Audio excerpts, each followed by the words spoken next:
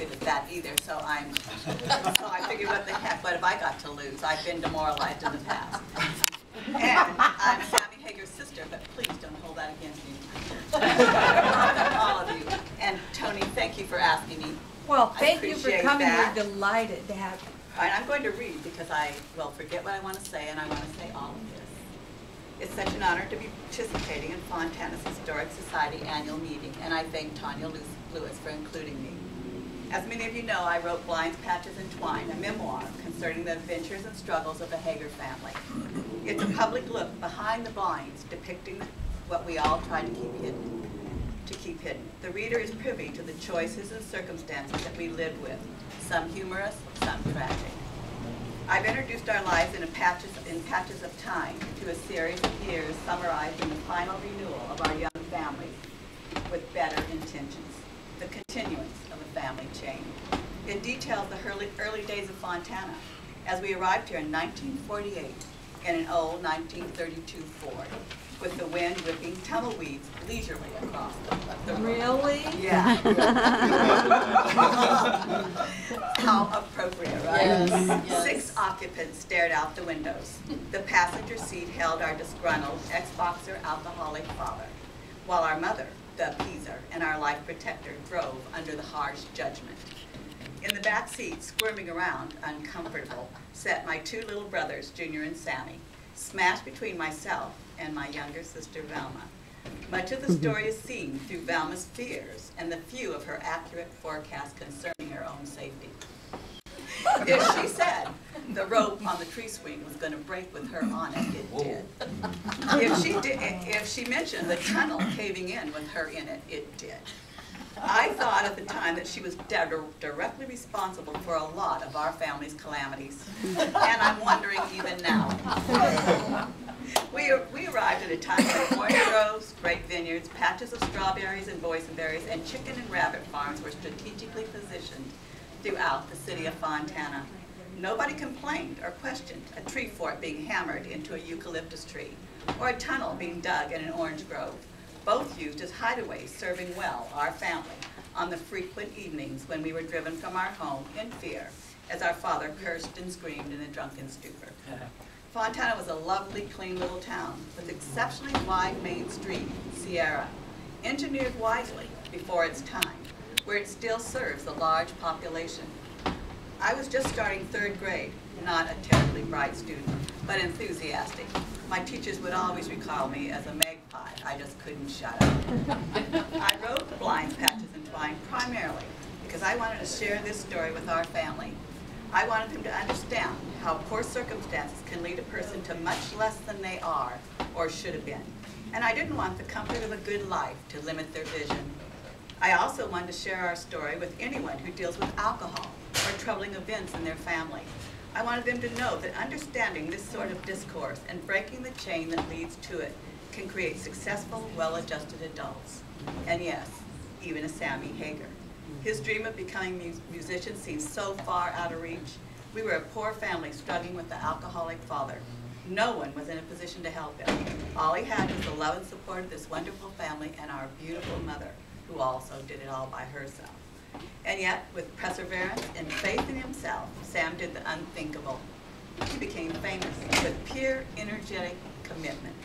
And oh, he had a little talent. I can tell you what he never imagined, that Fontana would name a street after him, Hagar's Way. And that's pretty much how Sam has lived his life, Hagar's Way. It's one of Sam's greatest rewards, that and serving as the Grand Marshal for Fontana Days, an event we never missed growing up in Fontana.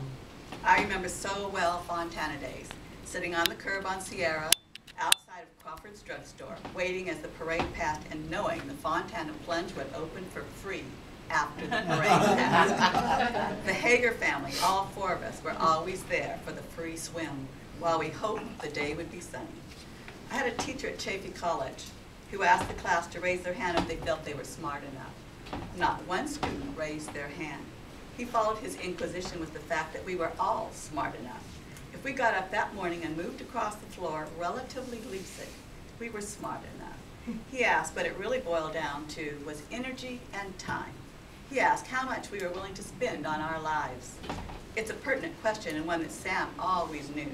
He knew how much time he was willing to invest in his life, and he had the energy to do it. I spent a lot of my life trying to understand the dilemmas that surrounded me.